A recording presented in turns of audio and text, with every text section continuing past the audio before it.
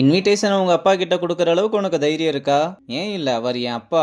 எனக்கு என்னோட அப்பாவை பார்த்தாலும் பயந்தான், உன்னோட அப்பாவை பார்த்தாலும் பயந்தான்னு சொல்லிக்கிட்டு இருக்கும்போது, நெடுமாறன் அந்த பக்கம் வர, சரி வா போய் பேசலாம். இல்ல இல்ல நான் வரல, நான் அப்புறமா பேசிக்கிறேன், நீ போய் பேசுன்னு சொல்லிட்டு கிளம்புறான். அவளும் நெடுமாறன் கிட்ட வந்து, எனக்கு கல்யாணம், நீங்க கண்டிப்பா வரணும்னு இன்விடேஷனையும் ட்ரெஸ்ஸையும் கையில கொடுக்கறா.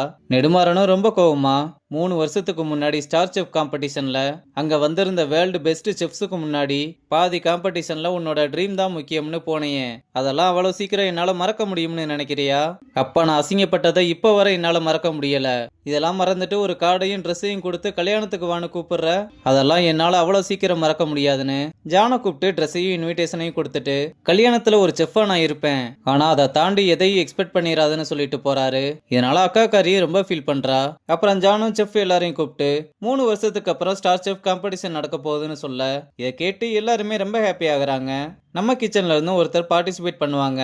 அது யாரு அப்படின்றத வர்ற வாரத்தோட கிச்சன் பாயிண்ட்ஸ் டேபிள வச்சு தான் செலக்ட் பண்ண போறோம்னு எல்லாருக்குமே ஆல் த பெஸ்ட் சொல்லிட்டு போறாரு. ஐசுவும் இந்த காம்படிஷனுக்கு எப்படியாவது நம்ம தான் செலக்ட் ஆகணும்னு நினைக்கிறா. இங்க திவ்யாவும் நெடுமாறன் பேசினதை நினைச்சு அழுதுகிட்டு இருக்க. இதோ பாரு, அவருக்கும் உன்னோட சைல்ட்ஹுட் மெமரிஸ் எல்லாம் ஞாபகம் இருக்கும். அவர் உன்னை ஏத்துக்கிட்டாரு, ஆனா அவரோட ஈகோ அதை வெளியே காட்ட விடாம தடுக்குது. உண்மையாதான் சொல்றியா? இவ்வளவு நாள் மூஞ்சி கொடுத்து பேசாத ஆளு அவ்வளவு பேசியிருக்காருன்னு சொல்ற. இதுவே பாசிட்டிவ் சைன் தானே.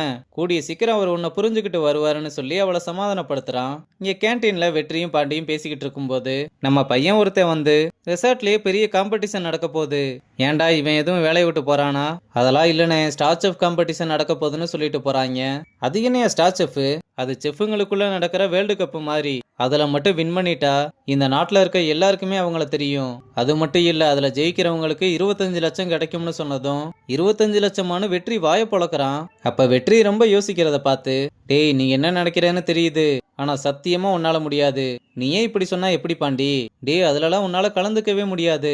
அப்படியே நீ கலந்துக்கணும்னாலும் ஆல்ரெடி ஸ்டார் செஃப் வாங்கின ஒருத்தரோட டீம்ல இருக்கணும். அதனால தாண்டா உன்னால முடியாதுன்னு சொன்னேன்னு சொல்றான். இங்க ஜானும் வேகமா வந்து ரம்யாவை கூப்பிட்டு அவகிட்ட ஒரு கவரை கொடுத்து பிரிச்சு பார்க்க சொல்ல, அவளும் ஓபன் பண்ணி பார்த்தா உள்ள பணம் இருக்கு.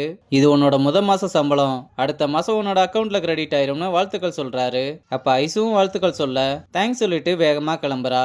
அப்புறம் வெற்றி கிட்ட வந்து கவரை கொடுக்க, என்னடி அக்கா ஒரு வார்த்தை கூட சொல்லல, அதுக்குள்ள கல்யாணம் ஃபிக்ஸ் பண்ணிட்டாங்களான்னு கேக்குறான். அது என்னோட மாச சம்பளம். சூப்பர் ரீ, ரொம்ப சந்தோஷமா இருக்கு. ஃபர்ஸ்ட் இத போய் அக்கா கையில கொடு, ரொம்ப சந்தோஷப்படுவாங்க. அவளும் நீ இல்லாம இது எதுவுமே நடந்திருக்காதுன்னு சொல்ல, அட நீ வேற, இதெல்லாம் நீ கஷ்டப்பட்டு சம்பாதிச்சது. ஆனா ஒண்ணு, என்கிட்ட உத்தமன் சார் சொன்னதை நான் உன்கிட்ட சொல்றேன், இந்த ட்ரெஸ்ஸை போட்ட உடனே கிச்சனுக்குள்ள இருக்கவங்கள மாதிரி ஆயிராத, நீயாவே இருன்னு அட்வைஸ் பண்றான். சரி நான் உனக்கு ஈவினிங் ட்ரீட் வைக்கலான்னு இருக்கேன்னு சொல்லும்போது, ட்ரீட்னு சொன்னதுமே பாண்டி கரெக்டா வந்து, என்னடா ட்ரீட்னு ஏதோ பேசிக்கிட்டு இருக்கீங்க, என்னை விட்டு போலாம்னு பிளான் பண்ணீங்க, அது நடக்கவே நடக்காது. டேய் உன்னை யார் இப்ப கூப்பிட்டா? நீ என்ன கூப்பிடுறது?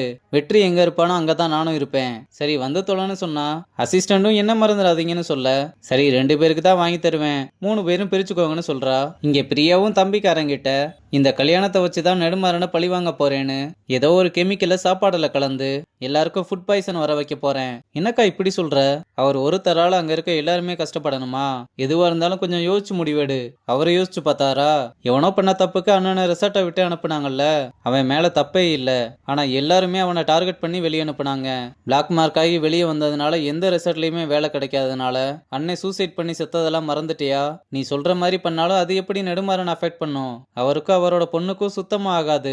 இத காரணமா வச்சு பொண்ணு மேல இருக்க கோவத்துல விஷம் கலந்துட்டாருன்னு எல்லாருமே நம்ப வைப்பேன். இதுல அவனை பிடிக்காத எல்லாருமே அவனுக்கு எதிராக நிற்பாங்க. அவன் சேர்த்து வச்சிருக்க பேரு புகழ், அதோட அவன் கௌரவமா போற அந்த கேப்ப அவனால தொட்டு கூட பார்க்க முடியாது. அவனை மொத்தமா முடிக்கிறேன்னு சபதம் போடுறா.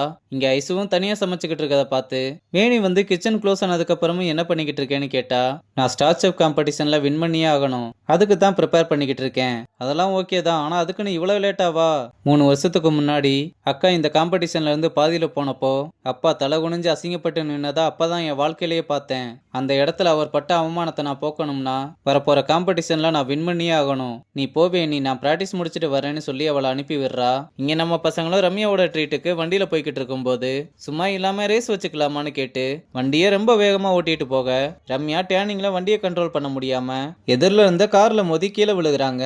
வெற்றியும் வேகமா எந்திரிச்சு ரம்யாவை தூக்கி விட்டு, நான் தான் மெதுவா போன்னு சொன்னேன்ல, இல்லைன்னு வண்டியை பார்க்க. ஏய் அறிவில்ல, வண்டி ஓட்ட தெரியுமா தெரியாதா? சாரி ப்ரோ, தெரியாம பண்ணிட்டா. இந்த காரோட விலை என்னன்னு தெரியுமா? ரோட் ரூல்ஸ் என்னன்னு தெரியுமா?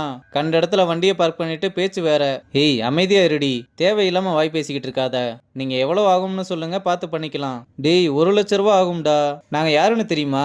ஆர்ஆர் ரெசார்ட் இருக்குல்ல, அதுல செஃப் நெடுமாறனோட அசிஸ்டன்ட் நாங்க.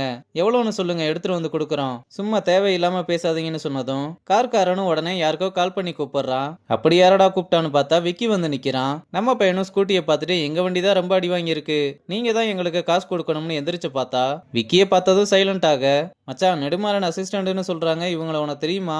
எங்க செஃப் ஒரே ஒரு நாள் கிச்சன்ல வேலை செய்ய சொல்லி பிச்சை போட்டாரு, அதை கூட ஒழுங்கா செய்ய முடியலன்னு வெளியே துரத்தி விட்டாங்க.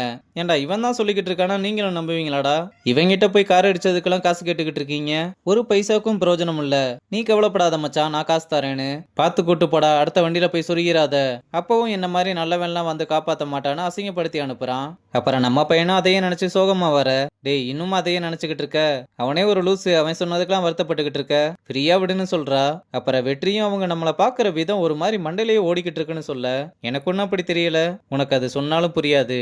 டேய் இதெல்லாம் சீரியஸா எடுத்துக்காத, நாளைக்கே இதெல்லாம் மறந்து போற விஷயம்னு பாண்டிய வெற்றி கிட்ட பேச சொல்றா. பாண்டியும் வாங்க நம்ம போய் பீச்ல விளையாடலாம்னு கூப்பிட, விக்கி சொன்னதெல்லாம் நினைச்சு பார்த்துக்கிட்டு இருக்கதோட இந்த எபிசோட முடிச்சிருக்காங்க.